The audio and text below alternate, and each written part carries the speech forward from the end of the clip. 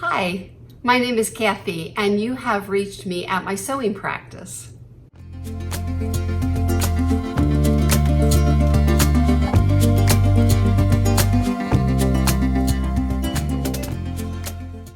All right, welcome again, and again, my name is Kathy.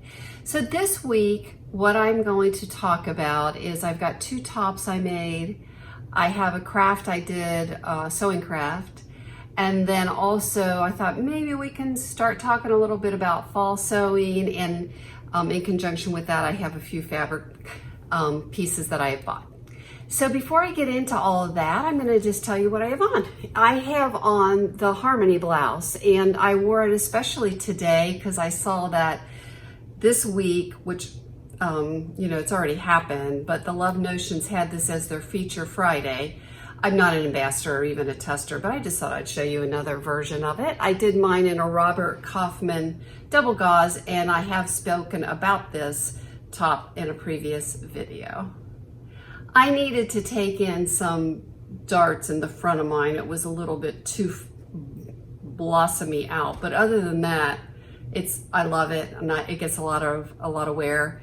I couldn't have chosen a better fabric. It's just it's like wearing air. It just feels really good. So let me start with my first make. I made the sagebrush. Now this is my first time making the sagebrush, and now I have made two previous Friday Pattern Company patterns, and this is my third. So I'm starting to get the jive of how her patterns work, and I would say that she makes everything easy. I actually just use that word. I don't like that word because I think it kind of says like if it's not easy for you, there's something wrong, and I don't like that word. But what I mean to say is that I think her name's Kelsey, I think she makes things as simple as she can, and what her secret sauce is that she has such a good design eye. And it seems like these designs, these styles, these fashions, they work for multiple of body types and ages. And then you buy the pattern, she holds your hand while you're sewing it. And if something can be done an easier way, that's the way she does it, because it must be that her goal is that she wants you to get into that garment. So let me show you my top. So I chose on my first one not to put a ruffle across the yoke, the front yoke, because I was afraid of it. So this is the front of my pattern. And of course I will show you some, you know, drawings or some photos. Let me move to the side a little bit. It has a gathered, nice, voluminous sleeve. And I did use 3/4 inch elastic instead of 1/2 inch because that's what I had in my stash. And I did add a little bit of length to the sleeve to accommodate for that because I wanted to have it sit nicely. And you put bias around the neck. That's how the neck gets finished. And one of the simple details I was referring to at the beginning of my review is that none of the yokes are 2 layers. So they're just simply single layers. And then this is the back. And the back is simply just 2 pieces that you turn over the middle, a 1/2 inch twice, and then just put that bias tape around the edge. The one couture detail is that it has a heavy hem. So it has a 2-inch hem, and I wanted to make sure it was plenty long, and I lengthened it, and I didn't need to. I am 5'10" as a reference. And I did need to grade out more than I did. It's enough. So that's the good news. I didn't have to like do some kind of hack or I add gussets or, you know, vents or something, but next time I will grade out just a little bit, unless I lose weight. Miracles never happen, you know, cease, right? So yeah, this is a beautiful fabric that I got from Minerva. It's in my Minerva haul. And I sewed it up in exactly what I said I was gonna do, and that is the sagebrush. Okay, I'm gonna shut off the camera for a second and then I'll show you my second. Okay, I went to go get my next top out of the dryer, but it's still very wet, so I'll move on. But anyway, as far as the sagebrush goes, that goes up to a size 7X, and that accommodates a 60-inch bust.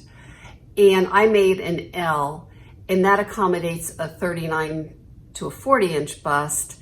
And I did no alterations around the bust area, but I did grade out to an XL at the hips. And like I said, next time I'll probably need to grade out to a double XL at the hips. So the next thing I'm going to talk about is I did a little project with my granddaughter, and I'm sorry, where is it? Oh, we have been working all summer, and I'm just going to move to the side because I don't have it in front of me, but I have pretty many photos. We've been working all summer on a doll closet for an 18-inch doll, which is what an American Girl doll is.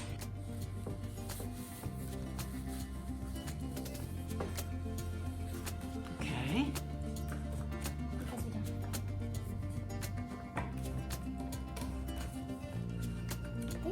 Yeah, I think he's got it kind of tight. We'll go through.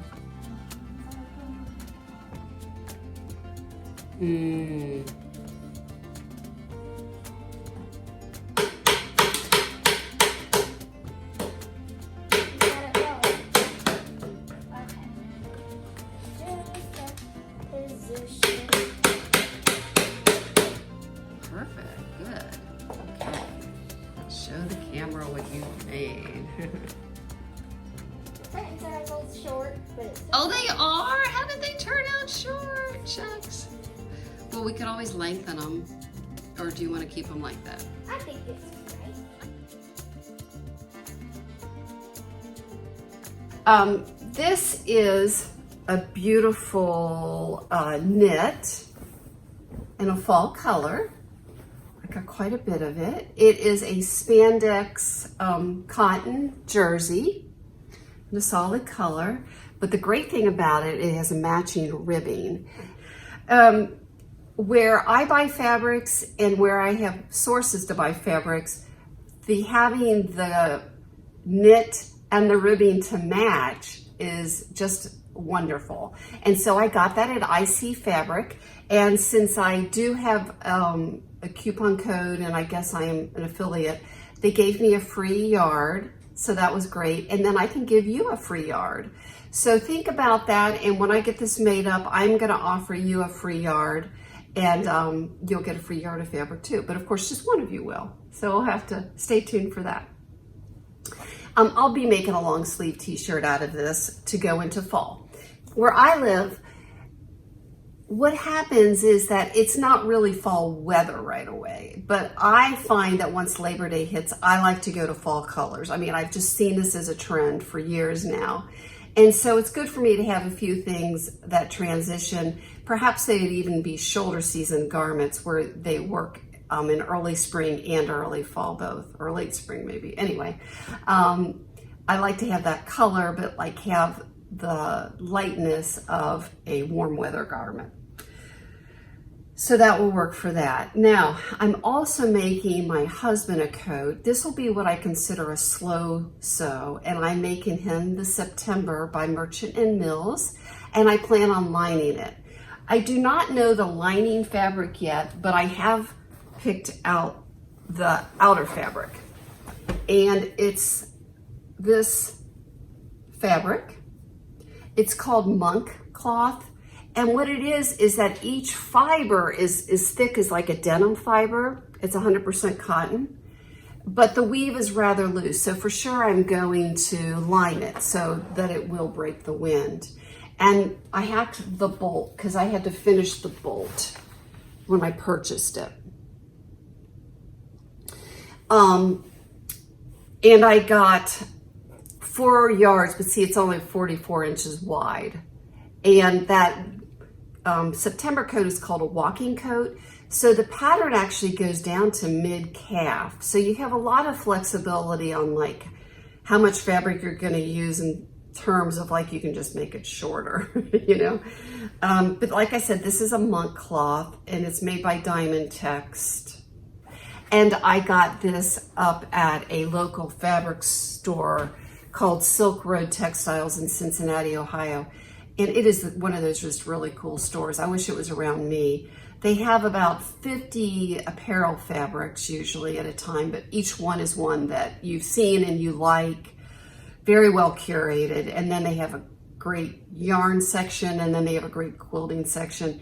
And then they even have some Japanese fabrics. The owner is well traveled, so she has stuff from like some of her like African handmade prints. And anyway, it's just a really cool store in a cool location, and I wish I had more frequent access to it. The next fabric I bought is this, and this is the Joanne fabric. They had it on their last chance rack, and so it was only $3 a yard. And it is a knit, but it does not have any spandex. And I've used this knit of theirs. They call it interlock. And I know from experience it's not the best fabric because what it does is it grows a little bit. So I wear it a lot in my pajamas. I love it for pajamas. And excuse me if I've told you this before, but I say I go to bed in pajama shorts and I wake up in a pajama skirt. I mean, they grow, you know. But so you're probably wondering why I bought it. Well, I bought it because my granddaughter and my daughter-in-law requested to have matching dresses, and my granddaughter loves it. And I think it will be fine for the dress I have. And the dress I'm going to use is the same dress, I'll put a picture there, that I made recently. I believe it's called the Laurel, but it's definitely Little Lizard King. And that's a dress that's not only free, but it comes in adults and children. And so I'll make variations for both of them. If I have enough, I'll make one for my daughter too, but I'm not sure if I do. So that's the plans for that fabric. So the next thing I thought it would be fun is that since we're going into autumn, I thought I would get my autumn clothing box out, and I've not gone through it, and we could look at it together. Okay guys, I'm sorry for the awkwardness, but I did film all of this box, and it's actually not bad footage, but the video just got too darn long. So what I'm gonna do is I'm gonna make like a second episode of this video, and that way it just isn't so long. So stay tuned. In a day or two I will publish what is in my fall box. Thanks for understanding. Okay, I'm back from the laundry room. So in all this up and down, I've lost my notes on my top, so I will, put some information on the screen. It is a French Navy free boxy tee called the Stellan Tee. And this is, okay, so this is my version. And it's just like the cover, isn't that hysterical? This is a Minerva knit. It's 5% spandex and 95% cotton. I had purchased a swatch of it and loved it and repurchased it.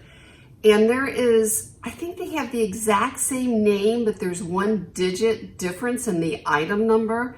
And I ended up with the, what is that, 1/2 inch, and I thought I was getting the 1/4 inch.